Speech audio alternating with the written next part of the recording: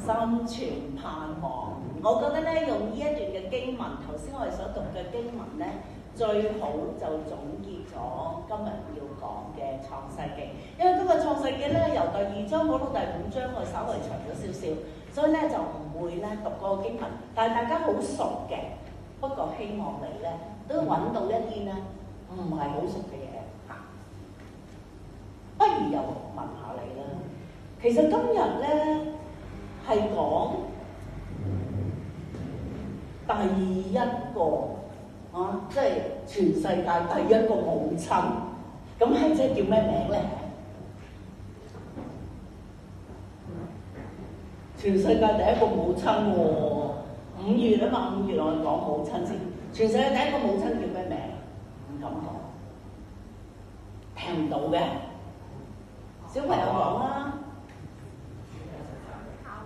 夏娃，好啦，夏娃之前叫咩名？原來夏娃應該係按照聖經嚟講咧，係第2個名喎。咁夏娃之前叫咩名啦？女人。女人啱啦。咁所以咧，今日咧，我哋就講夏娃，先由女人開始。我一齊祈禱。真係天父啊，懇求你安靜我哋嘅心，讓我哋喺你面前都聽見你向我哋每一個，無論係男人、女人，無論係成人、係兒童，主願我哋都得着你俾我哋嘅話語。我哋恭敬禱告，奉基督聖名。好啦，咁如果2月係過年，3月、4月係咩節啊？復活、清明。咁5月咧？母親節。6月父親節。咁啊，下個星期又母親節，本來就好快樂嘅。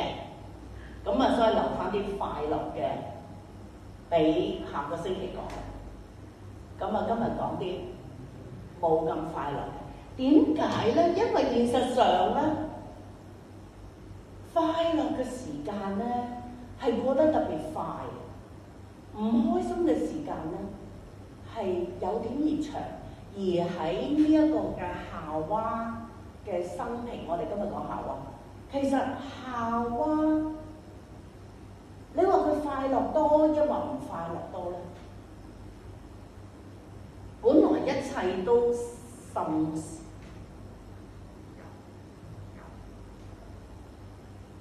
我明啦。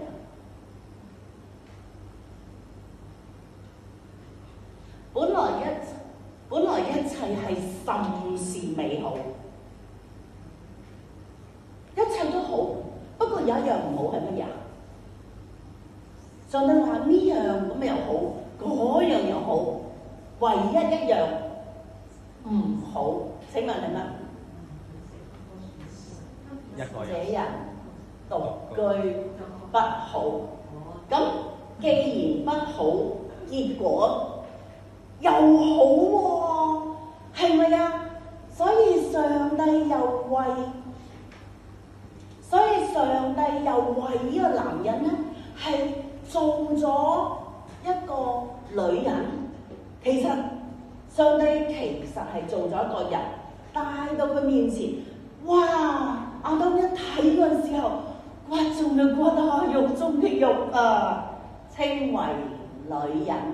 咩叫女人咧？其實女人呢個字咧，原文咧就係 Isha， 個 A 字尾，即係咩意思啊？女性化咯，係咪啊？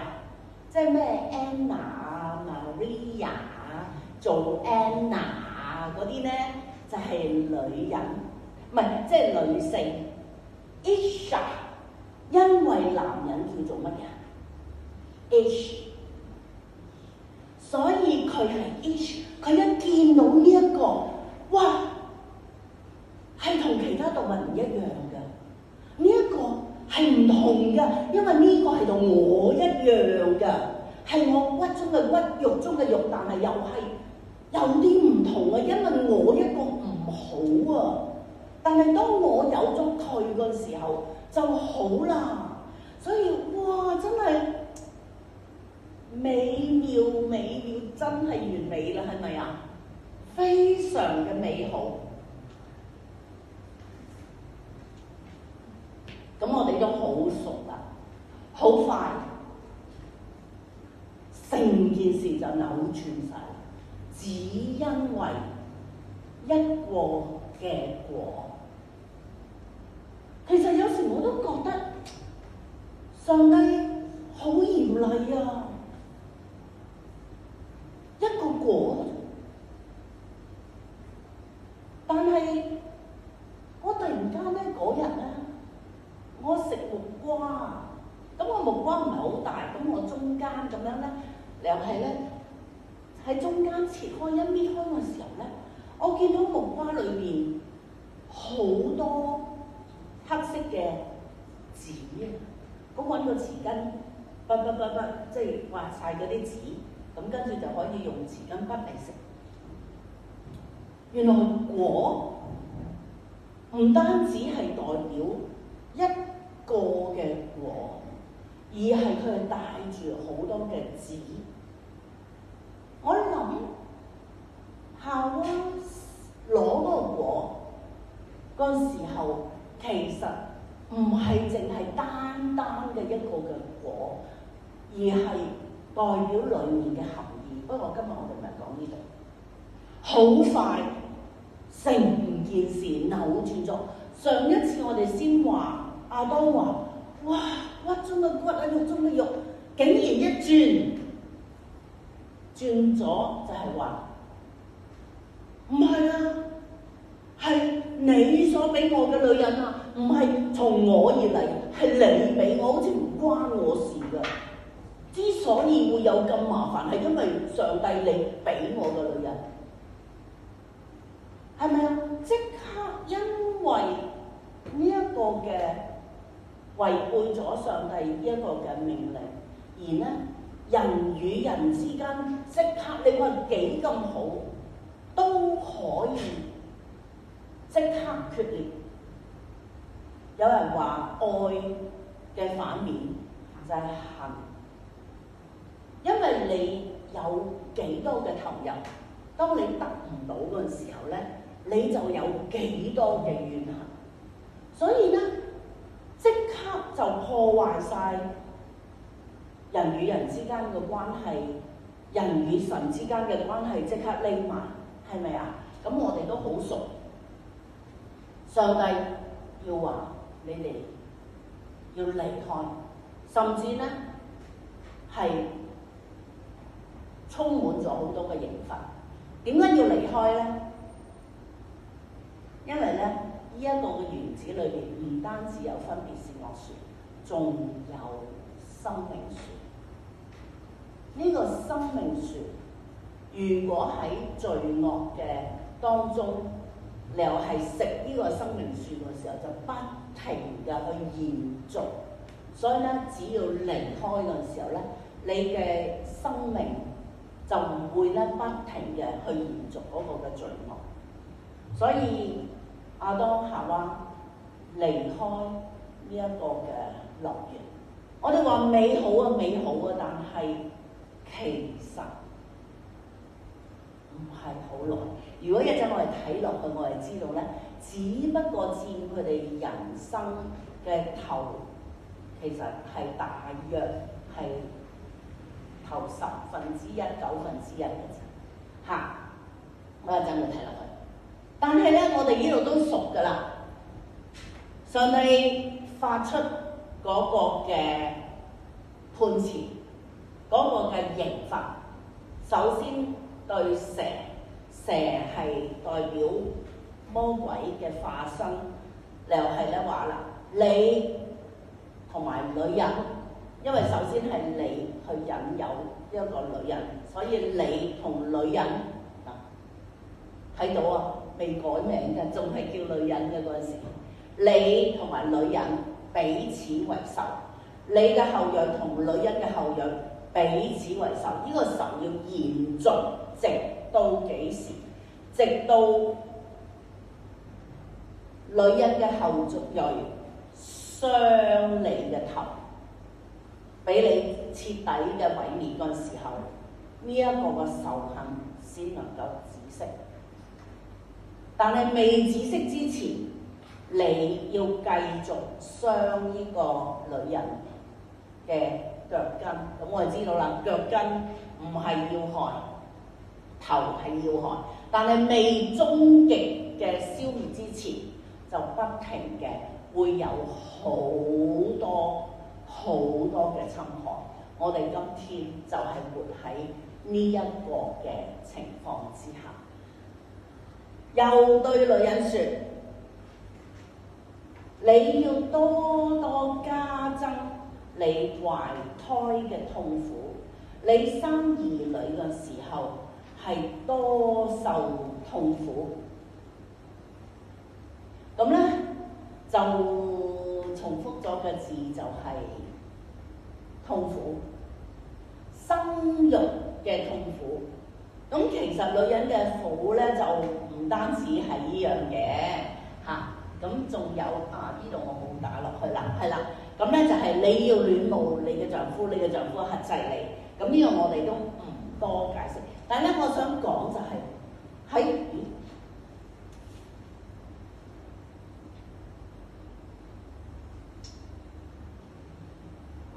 嘥時間，唔知點解。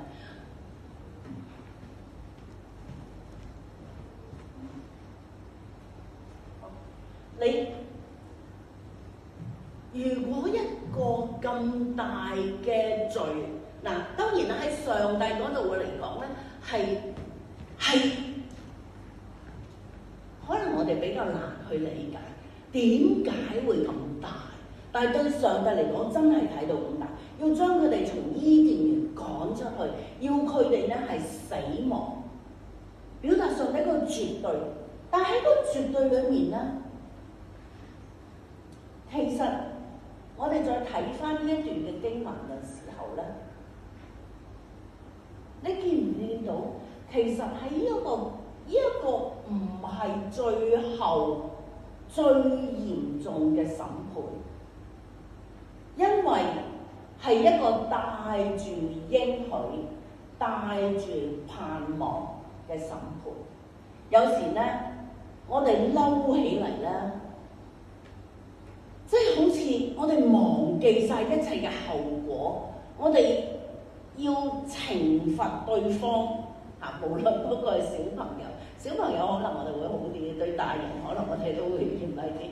總之有時我哋喺嗰個憤怒當中嘅時候咧，我哋係完全嘅係冇俾對方有任何嘅機會翻身或者盼望。但你睇睇上帝對女人嗰個嘅懲罰係話，你有一日會得勝，你嘅後裔會得勝魔鬼，而且你雖然生育係痛苦，但係上帝冇廢止咗俾女人呢一個嘅天職。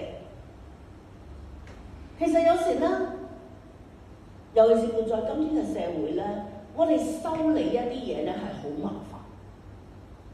我哋買嗰件新嘅嘢係容易好多，所以好多時候我哋好多嘢咧都用完就抌㗎啦，係咪啊？好多嘢。最近我發覺我喺珠海度住，膠盒係多到好多喎，喺澳門都冇咁嚴重。你買任何嘅嘢都俾好靚嘅膠盒嚟，好多，因為我哋覺得好方便啊，用完就抌，用完就抌，用完就抌，好容易解決。當我哋發覺一樣嘢唔好嘅時候咧，我哋就抌咗佢咯，解決咗佢咯，或者咩啊，拉黑佢咯，或者 unfriend 佢咯。總之有問題嘅時候，我哋就採取一個停止，簡單，係咪啊？但我見到上帝好恩待夏娃犯罪，其實上帝好容易㗎。咗你，打你落冷宮，或者死啦，即係叫夏娃你去了吧。我做多一個容乜易啫？嗱，我哋知道喎，因為夏娃嘅犯罪，人類沾染咗罪，結果係要神嘅獨生子嚟代罪，好難明啊！我哋好難明點解上帝咁認真，但係唔明歸唔明，係真係咁認真。所以其實如果撇開咗夏娃，咁咪得咯，咪由頭再嚟過咯，歷史再重寫咯。好似我哋喺電腦打字，係咪啊？一個不儲存，一個 delete， 搞掂。上帝冇啊！上帝嗰種憐憫係仍然嘅，去做夏娃，係要叫佢同男人、女人同男人繼續。上帝對人類個心意冇咁容易放棄，甚至係要付上咁大嘅代價。所以只係話加增你嘅痛苦，卻係冇話免去咗你呢一個嘅崗位。喺呢個時候，亞當聽到啦。嗱，我哋成日聽嘢咧，我哋聽到上帝懲罰我啊，上帝而家趕我走啊，係啊，上帝懲罰啊，上帝趕你走。但係喺呢個時候，亞當聽到一樣嘢，上帝叫佢哋生養眾多，遍滿全地，呢樣嘢冇廢止到。上帝繼續叫男人同女人係繼續嘅去生養，所以亞當喺呢個時候，佢話呢個唔單止係 Isha， 唔單止係我嘅另外一邊，佢有一個特殊嘅身份係夏娃。夏娃係希伯來文嘅生命，生命，女人代表生命，佢係眾生之母。所以喺呢個時間，喺刑罰當中，仍然聽到上帝嗰個嘅冇棄絕，上帝對佢繼續賦予一個至高嘅期望。夏娃眾生之母，咁另外一時，上帝亦都趕佢走嘅時候，竟係加上獸皮嘅衣服，代替佢哋用樹葉嚟係蔽體。喺個刑罰當中，仍然嘅帶住憐憫。我相信呢個好值得我哋繼續去思想，特別作為父母嘅，點樣喺嗰個唔放縱、堅持一個高嘅原則之下，卻是甚至當嗰個對方係違背嘅時候，給予刑罰，卻是仍然有盼望同埋有憐憫。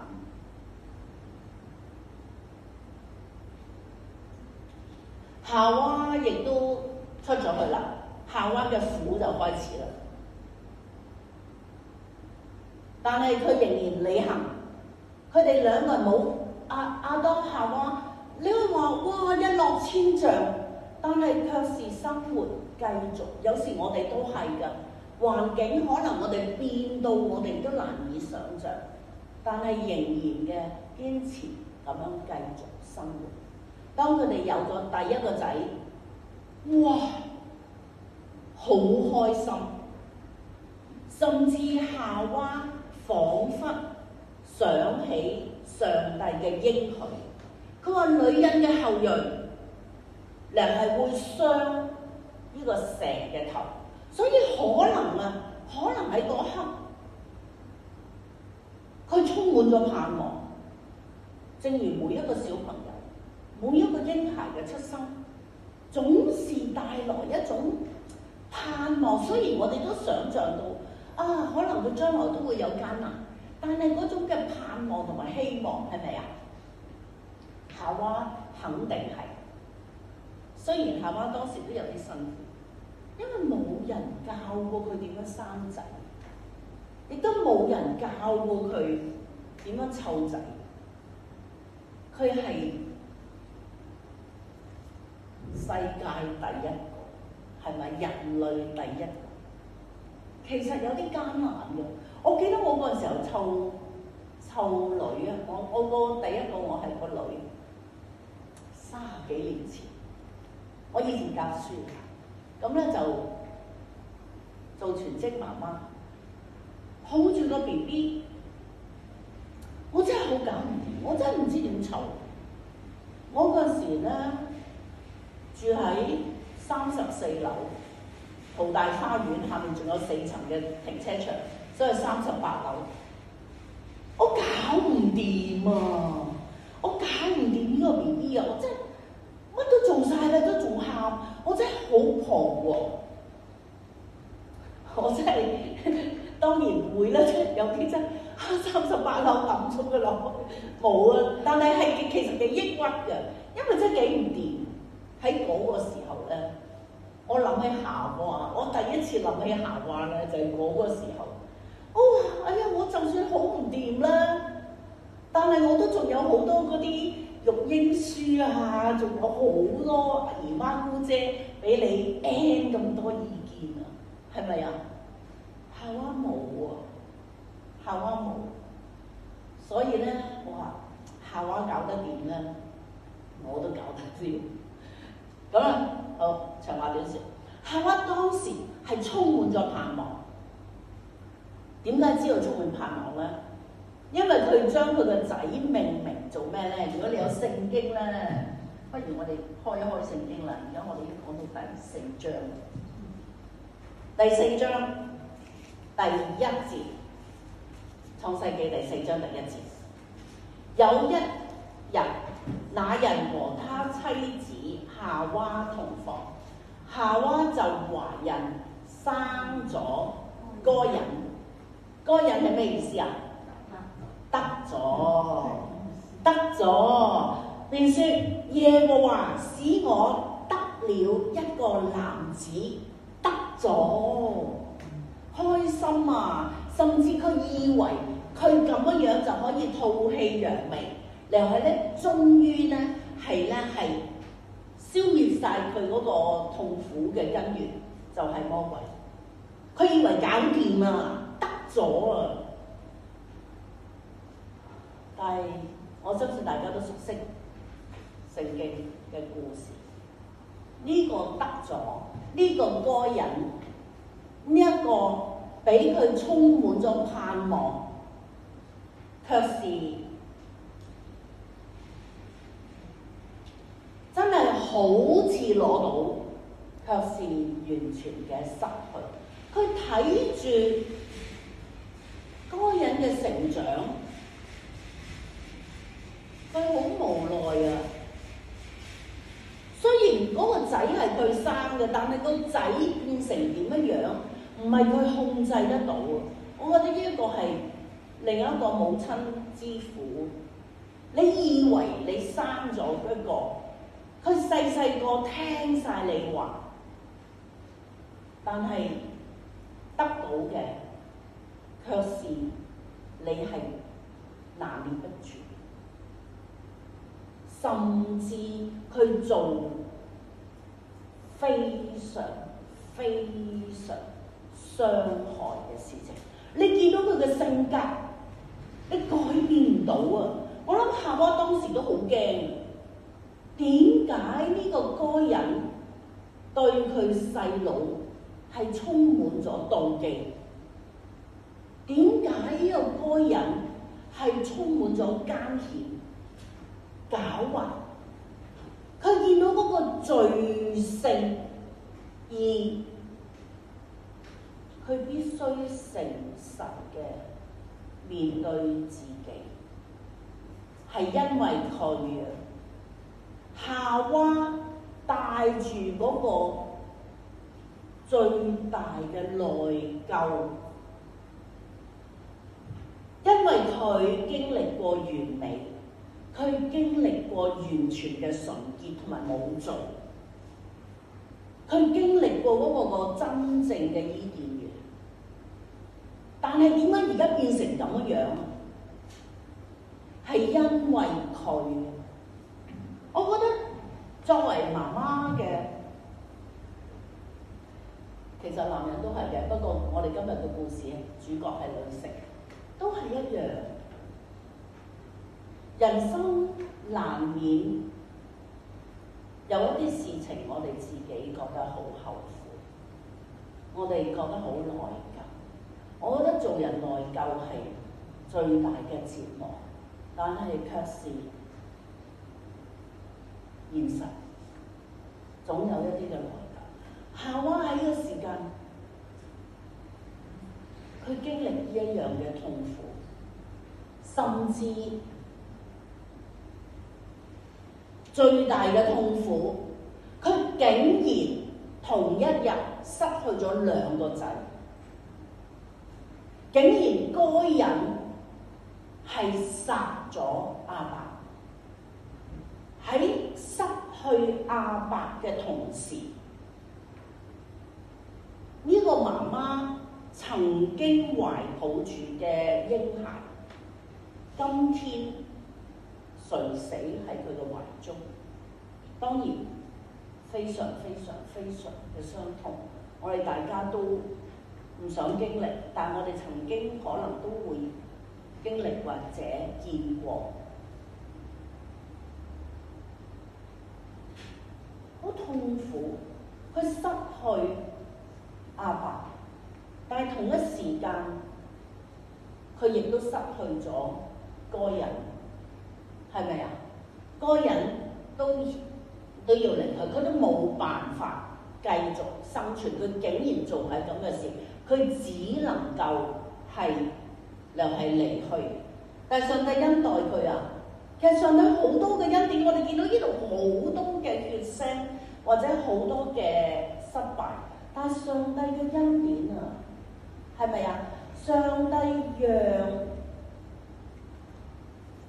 該隱能夠離去嘅時候，佢漂流，但係上帝話冇人可以殺到你，上帝唔要呢一個嘅報仇延續，犯殺該隱嘅係遭報7倍。上帝用佢嘅保證話係，你要漂流，地要受咒詛，你係艱苦。於是乎，耶和華第15節，耶和華俾該隱立咗一個記號，免得人遇見他就殺他。於是該隱就離開耶和華嘅面，佢就又再一次離去。跟住我哋講到該隱嘅後裔，該隱嘅後裔好差喎，呢一種嘅罪性咧，仍然存留喺佢嘅子孫裏面。最後有一個嘅叫做拉麥，第23節。拉麥對佢嘅2個妻子説：亞大、洗拉，聽我講。拉麥嘅妻子聽我講，如果有壯年人傷我，我就殺咗佢；有少年人損我，我就將佢害咗。如果殺該隱，遭報7倍；殺拉麥，必遭報77倍。係咪真係好兇殘啊？好驕傲啊？係咪好離譜啊？但好奇怪，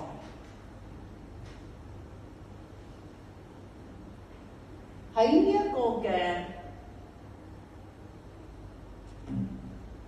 24節之後，呢個拉麥之歌之後，我哋見到第25節，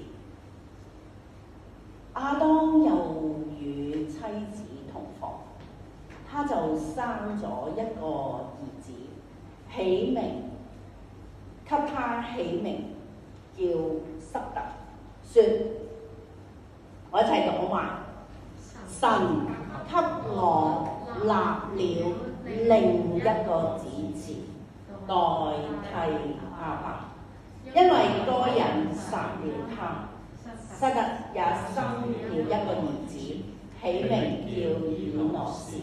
那時候，人開始求告耶和華的名。以前我好少留意呢節經文，係今次預備講道嘅時候咧，我見到好大嘅恩典。雖然罪惡進入咗人間，雖然人間充滿咗各樣嘅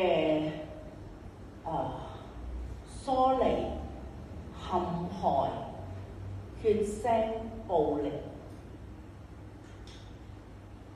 喺第24節，我就見到，哇！呢個拉麥咁唔好嘅，但係跟住聖經轉一轉個頭，第25節，竟然當一切事都冇發生，似唔似第一節啊？好似啊！上帝叫一切又重新起嚟。好明顯，夏娃亞當再生一個嘅塞特嘅時候係乜嘢啊？係上帝為佢哋另外俾嘅另一個子嗣代替，講得好清楚，代替亞伯。點解會咁？我相信真係充分顯示出上帝嗰個憐憫恩典代替。我唔知最近你有冇失去一啲嘢？我真係失去咗非常嚴重嘅一啲嘢，其實都好難接受，係啊，好難接受，都失去，無論係失去一啲物質，或者係失去一啲人，或者失去一啲機會，或者失去一啲關係，其實係好難受，同埋你仲要諗下點樣解決。但係當我睇到呢個經文嘅時候，有一個代替啊，係啊，夏娃都失去佢嘅盼望。佢曾經幾開心，為着該人幾開心，幾有盼望，換嚟嘅係幾大嘅失望同埋痛苦。我哋可能唔知會唔會，你都經歷緊一啲嘅失去。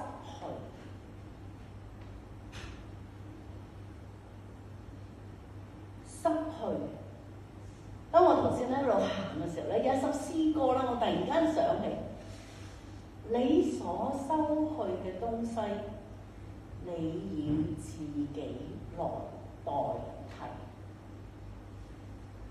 有時，如果我哋冇失去，我哋就唔會經歷上帝嗰個恩典。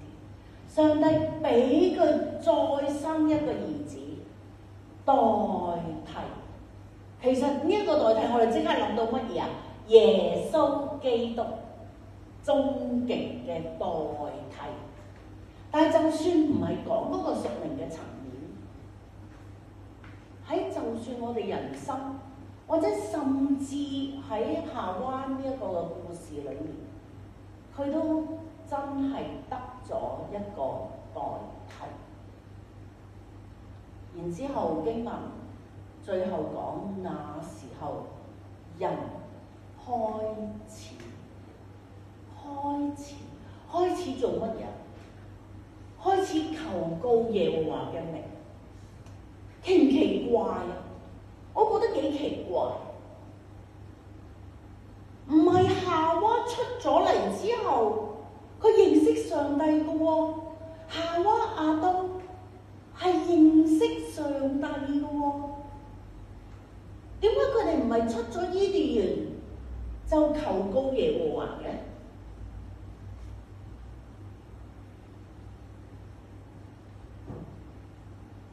好神奇喎！我諗到兩樣，第一樣，亞當夏娃出嚟嗰時候，佢哋生咗個仔啊，好順利。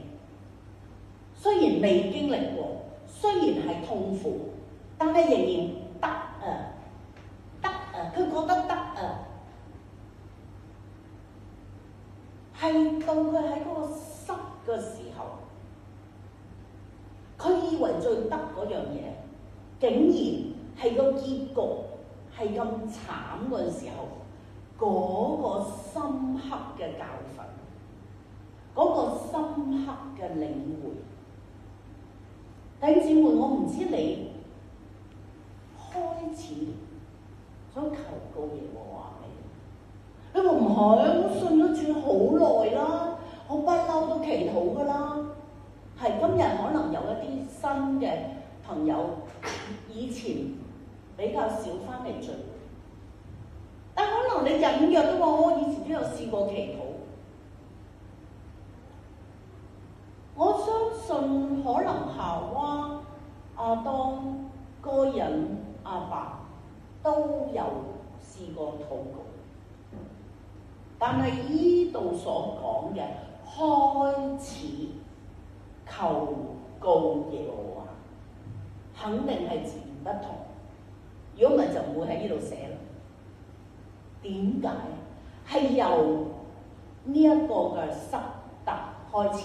呢個塞特係因為一個非常慘痛嘅經歷而開始。可能有時我哋就係必須要經歷一個非常慘痛嘅教訓，先曉得開始求告耶和華。咩叫求告耶和華？我唔係好知。呢度亦都冇講得好清楚，係咁啦，求上帝憐憫啦，因為咁樣呼求啊，係咁樣又係呼求，因為咁樣又呼求。每個人我相信可能係有唔同嘅表達。但係必須一樣嘅，就係開始求告耶和華。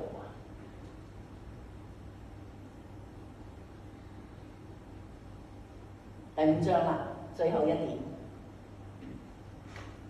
呢個可以話係總結，或者係一個重新再嚟。這是亞當後代嘅家譜。講咗第三章佢哋嘅墮落，講咗第四章該隱亞伯嘅互相嘅殘害，第五章好似從頭再嚟過，呢個係新嘅創造啊！這是亞當後代嘅家譜。當神造人嘅時候，佢照住自己嘅樣式造人，似唔似啊？似唔似？我哋睇第一章啊，他造男造女，在他們被造的日子，神賜福給他們，稱他們為人。亞當活到130歲，生了一個兒子，形象樣式和自己相似，就給他起名叫塞特。該隱亞伯呢？冇啊！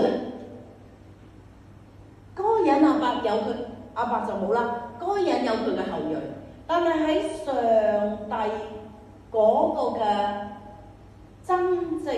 記載裏面。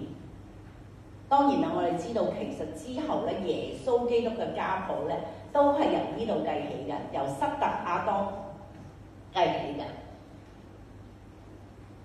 就給他起名叫塞特。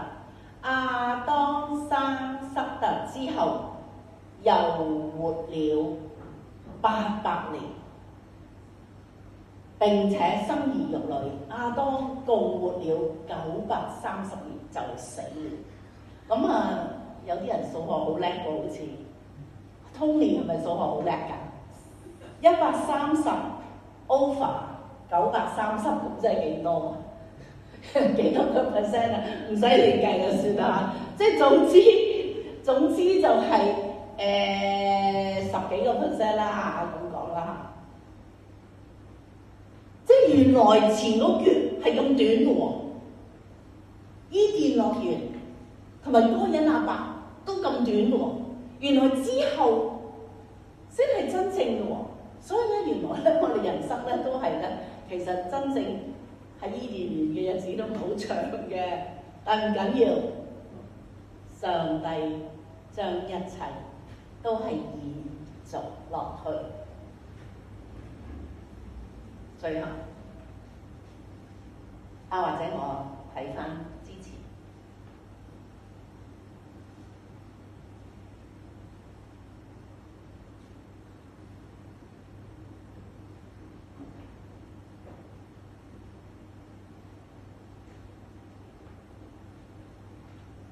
喺夏娃嚟講，佢一次一次嘅失去，去到該隱都死咗，唔係亞伯都死咗，該隱都走埋，佢好似就係乜都冇晒。但係喺呢一棵嘅樹係繼續嘅，又係生長。上帝叫夏娃再一次嘅又係生長。喺我哋嘅人生命當中，無論男人女人，尤其是現在嘅婦女，好多都冇生育。但係我哋嘅生命，就算喺某一個階段，我哋以為一切都失去嘅時候，係上帝可以叫一切嘢重新再嚟。喺嗰個時候，或者喺我哋失去一切嘢嘅時候，開始呼求告耶和華。當你真係開始每一日重新嘅開始，因為我哋做得太多啦，我哋祈禱都已經變咗唔係一個即係一個好真心嘅，可能真係只不過我哋一個頭腦嘅呼求。但係開始呼求告耶和華，上帝又係將一切都更新。好啦，最後我哋一齊再以呢一段嘅經文又係作結。預備起，耶和華，求你紀念我，如因塵和苦膽的困苦困迫，我心想念這些，就在裏面憂悶。我想起這事，